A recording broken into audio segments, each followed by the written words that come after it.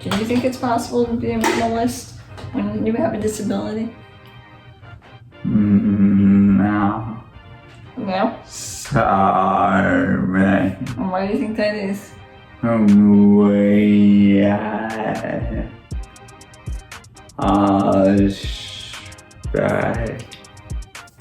on minimalism.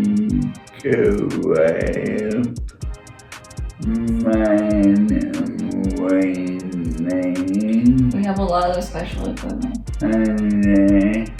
It's a way of living that has taken over, really, I think, the world. We're way behind in the sense that if we were trying to be trendy about this, we would have been talking about minimalism years ago, because that's really when it was very popular.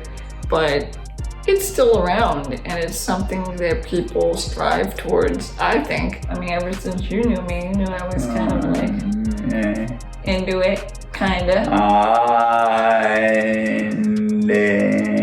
Yeah, I mean, I used to read books by the minimalists, Josh and Ryan, and I saw their documentary eventually. I think you saw it too with me. And then I would read Leo Babauta's blog and his books. The lifestyle really intrigued me. I love the concept of existing lightly. But when you have a disability, it's really challenging to try to live this lifestyle. And we're going to demonstrate in a little reenactment of what it would be like if we were packing for a trip. And so let's start packing just the things that are related to our disability. So let's get started. That's their way. Okay, then. Knee pillow. Check. When we travel, the hotel pillows are really difficult for me to sleep on. I don't have a lot of meat around my shoulders, so I use a very low profile pillow. There you go, the cuff assist carrier. Okay, check. This is a little uncomfortable with the diapers, so I use, if I'm going on a very long plane ride, or even if it's rather short, I use adult diapers so that I can, because I cannot use the restroom on a plane, and even airport bathrooms can be challenging. Adult diapers? Yeah. Okay, check. You put them on the floor. This is beautiful.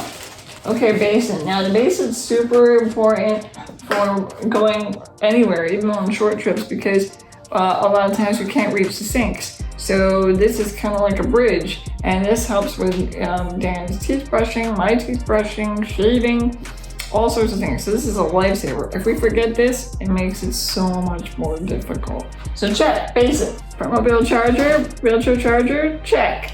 Okay, so now is the shower chair.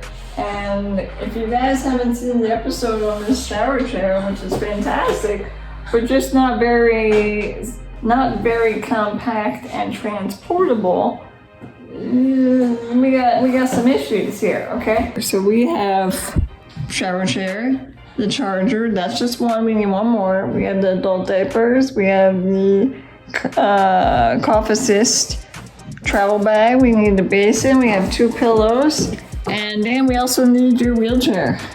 Okay. So as Dan's grabbing his wheelchair, one thing to also think about is we could technically pack Dan's OB robotic feeder, Obina. And if you haven't learned about Obina, you should. She's amazeballs. But, that's about another 7 to 9 pounds. It does not have a carrying case. You have a power wheelchair. It's charger. Yep. You got all this.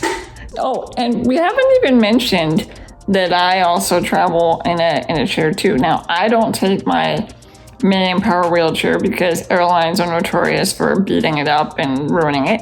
So I have a separate travel power wheelchair, or a manual wheelchair, depending on the destination and what the trip is going to look like. So that demonstration of all those things are things that are all related to our disability and that we need for a trip. So then on top of all of this, we would pack our clothes and toiletries that the average traveler would include in a suitcase. The thing about us though is that we tend to pack extras because unlike some minimalists who will say, oh, well, I just need a backpack. I could put my clothes and just re-wash them, in the tub or sink. Well, we wouldn't be able to wash our own clothes and we would have to have an assistant do that. And I mean, I'm being honest, I don't think a lot of assistants would be raising their hands to wash our dirty underwears. So we pack extra underwear, we pack extra number of days of clothing in our suitcases too. Now for everyday lives, I think we're quasi-minimalists. So how many pairs of shoes do you have?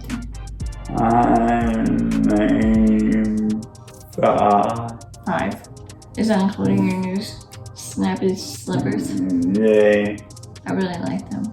I love them too.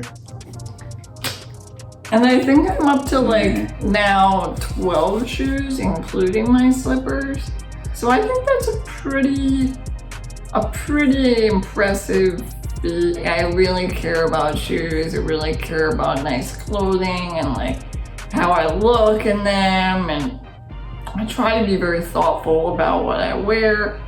Lately though, because of COVID, I really have put that to the side. But I'm trying to pay more attention to it. Was there ever a time in your life that you'd like to buy a lot of certain things? Yes, I like to stay up to date with my shoes as a kid. What else did you like to buy? I love CDs. Oh wow, you're a true 90s kid. Hey. He really did have a ton of CDs. I mean, he had those old-timey books with the sleeves. But yeah, I mean, I have to say I'm a very lucky wife, Anne, to have you. Oh. Because we complement each other in this area big time. We are not hoarders. I mean, you saw, these are essentials. I mean, sad to say, but these are the things that we need in order to function and feel as though we can live as best as possible, as healthy as possible. I do have to say I'm more of a shopper than you, Dan. Because if Dan never bought another t-shirt or article of clothing again, he probably wouldn't notice until it was down to like one thread. He'd be like, huh, I think I might need a new shirt, babe. It's a little chilly. Thread's not cutting it. But for me, what my problem is when it comes to minimalism and trying to balance that feeling of like, I want to have it, I need to have it. It's a fake need, but it's this feeling that it kind of comes over you like, oh, if only I had this item in my life, things would be better. It's an irrational assumption.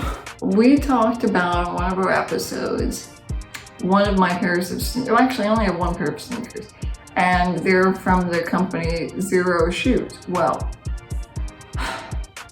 I found online a pair of sneakers that are even lighter than the Zero shoes, that are even more flexible than the Zero sneakers. And then I think to myself, but I need this.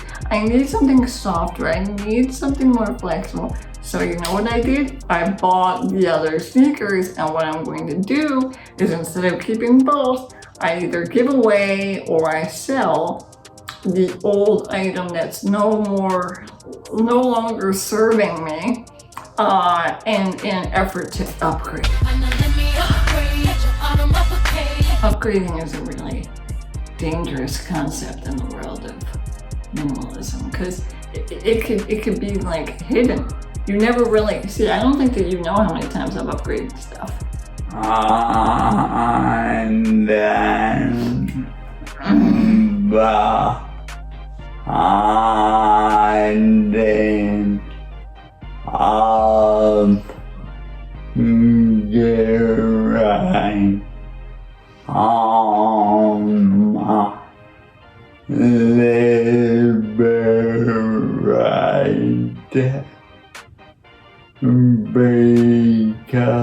What's the liberator? The communicator? Yeah. But that's justified, I feel. I mean, you want the newest technology. This is a device that's super valuable. It's going to be very life-changing if it's better. It's not like a pair of sneakers, Dan. I mean, though, don't knock it. You know, a bad pair of sneakers can really make a day worse. But I think for something like this, it's okay for the upgrade.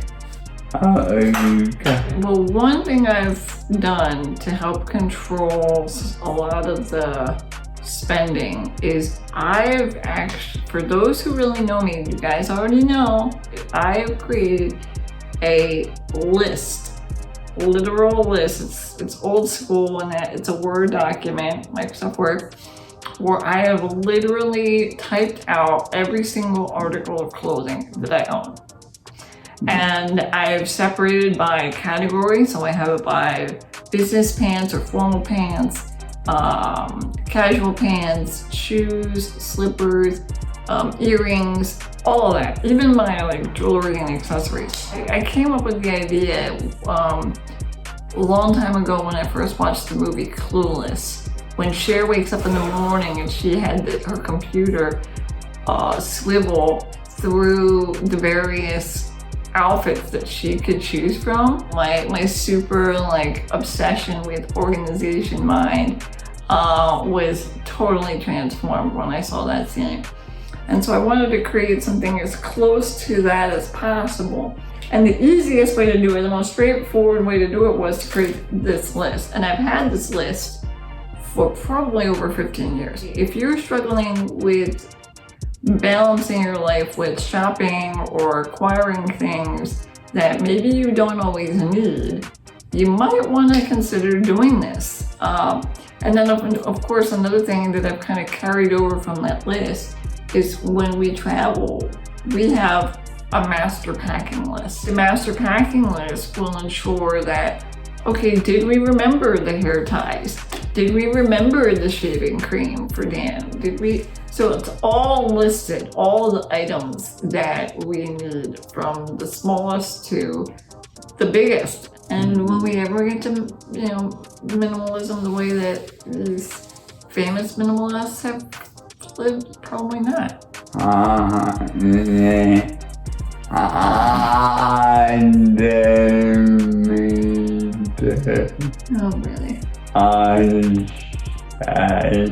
Okay, man. Oh, is that your contribution to minimalism?